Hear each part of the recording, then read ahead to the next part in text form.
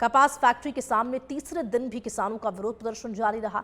किसानों ने लाखों की ठगी का आरोप भी लगाया है। साथ ही साथ किसानों का ये कहना है कि जब तक उन्हें न्याय नहीं मिलेगा और पूरी तरह भरपाई नहीं की जाएगी, तब तक ये धरना अनिश्चित काल तक के लिए जारी रहेगा। और धरने पर बैठे किसानों की पीड़ा जानने पहुंची सच बेहड़क की टीम और किसानों से वार्ता भी की। देखिए ये रिपोर्ट।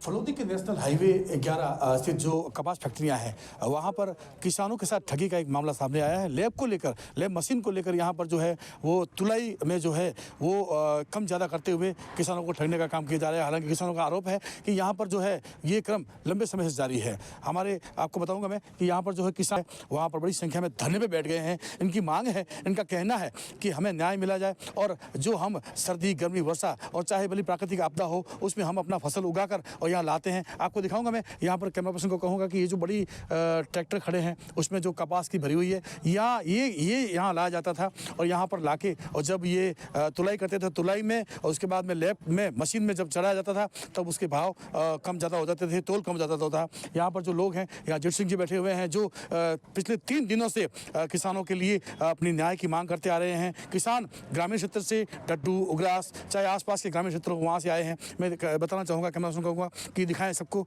और ये फैक्ट्री के आगे जो है वो धरने पे बैठे हुए हैं। 3 दिन से ना तो कोई प्रशासनिक अधिकारी इनके पास आ रहा है और ना ही किसी भी तरह को सुनवाई। हालांकि जो इनकी संगठन है भारतीय किसान संघ, वहाँ से कुछ इनके जो अध्यक्ष है वो आए हुए हैं। और मैं बात करना चाहूँगा ज्ञान सिंह जी से, उनसे पूछूंगा कि ये जो क्रम है और ये जो ठगी का काम जो है वो किस तरह चल रहा है और कब से शुरू हुआ है? हाँ साहब, ये ठगी का काम तो बहुत लंबे समय से चल रहा है, जब से फैक्ट्री चल रही है। लेकिन उजागर परसों हुआ है। परसों मैं ट्रैक्टर लेके वहाँ बौद्धी पे आया तो वहाँ मेरी लैब पहले 36 की आई है, फिर उसी लैब को वापस मशीनें ठीक करवा के तैयार किया 40 की आई। जब हमने सेठ जी से कहा भाई ये आप ऐसा क्यों करते हो, तो क्या आपके 40 से पैसे जोड़ दूँगे। तो मैंने कहा मेरे पीछे ट्रैक्टर उनके भी आपको 40 से पैसे दे दूँगा। तो मेरे को हम क्या, हमारे गाँव के जो ट्रैक्टर्स आए हैं आपके पास, तो उनका क्या करोगे, मेरे को तो 40 दे दोगे। तो कैसा करके उन्होंने कहा भाई तो आप जैसे तैसे करके सेटल हो जाओगे। मैं सेटल नहीं होगा, मैं इस बात को उजागर करूँगा। और हमने उजागर किया। जब वो फैक्ट्री वाला ताला देके भाग गया, बहुत ही पड़ा। फिर अपने कल वहाँ से जो ट्रैक्टर्स थे उसको यहाँ भेज दिया इस फैक्ट्री पे ट्रैक्टर आया, उस पर 35 लैब आई। फिर 35 लैब आने के बाद हमने उसको वापस चेक कराया। उसी बहुदीप पे जो पुलिस प्रशासन आया था उसी मशीन से चेक कराया, उसका 41 लैब आई। 6 लैब का गैप आ रहा है। इस पर भी सांवरिया पे भी, सांवरिया फैक्ट्री में भी 6 लैब का गैप आ रहा है। जब हमने इनको कह दिया शाम को आए, हमने तुम्हारी ये जो मशीन है टेस्टिंग वाली, इसको ठीक कर दो और आप तो किसानों को परेशान मत करो। कल से परेशान हो रहे 2 दिन से किसान, और इनकी तुलाई चालू करो। जब ये कोई सुनने को तैयार नहीं है और ना सेठ यहाँ आया। कल से हम बैठे हैं 2-2:30 बजे से मशीनें बंद करवा के, फैक्ट्री बंद करवा के बैठे हैं।